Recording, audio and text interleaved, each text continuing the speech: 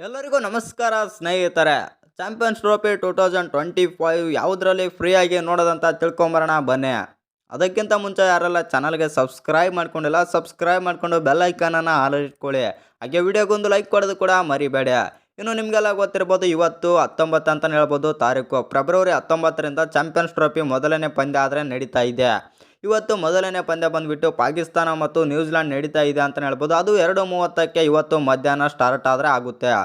ಇನ್ನು ನಾಳೆ ಬಂದುಬಿಟ್ಟು ನಮ್ಮ ಭಾರತ ತಂಡ ಬಂದುಬಿಟ್ಟು ಬಾಂಗ್ಲಾದೇಶ ವಿರುದ್ಧ ಮೊದಲನೇ ಪಂದ್ಯ ಆದರೆ ಆಡುತ್ತೆ ಅಂತಲೇ ಹೇಳ್ಬೋದು.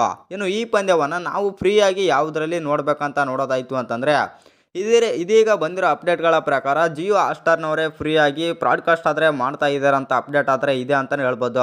ಆ ಕಾರಣದಿಂದಾಗಿ ನೀವೇನಾದರೂ ಜಿಯೋ ಹಾಟ್‌ಸ್ಟಾರ್ನಲ್ಲಿ ಏನಾದರೂ ಫ್ರೀಯಾಗಿ ಕೊಟ್ಟರೆ ಅದರಲ್ಲೇ ನೋಡಿ, ಮತ್ತು ಜಿಯೋ ಹಾಟ್‌ಸ್ಟಾರ್ನವರು ಏನಾದರೂ ಫ್ರೀಯಾಗಿ ಬ್ರಾಡ್ಕಾಸ್ಟ್ ಏನಾದರೂ ಮಾಡದೆ ಹೋದರೆ ಲೈವ್ ಕ್ರಿಕೆಟ್ ಟಿವಿ ಅಂತ ಸರ್ಚ್ ಮಾಡಿ ಪ್ಲೇಸ್ಟೋರ್ನಲ್ಲಿ.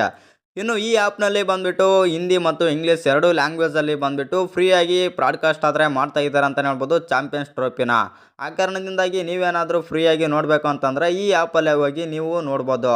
ಒಂದು ವೇಳೆ ಜಿಯೋ ಹಾಟ್‌ಸ್ಟಾರ್ನವರು ಏನಾದರೂ ಫ್ರೀಯಾಗಿ ಬ್ರಾಡ್ಕಾಸ್ಟ್ ಮಾಡ್ತಾ ಇದ್ದರೆ ಒಂದು ಒಳ್ಳೆಯದಂತಲೇ ಹೇಳ್ಬೋದು. ಯಾಕಂತಂದರೆ ನಮ್ಮ ಕನ್ನಡ ಲ್ಯಾಂಗ್ವೇಜ್ ಕೂಡ ಇರುತ್ತೆ, ಮತ್ತು ಆ ಕಾರಣದಿಂದಾಗಿ ಕನ್ನಡ ಲ್ಯಾಂಗ್ವೇಜಲ್ಲಿ ನಾವು ನೋಡ್ಬೋದು ಚಾಂಪಿಯನ್ಸ್ ಟ್ರೋಫಿನ.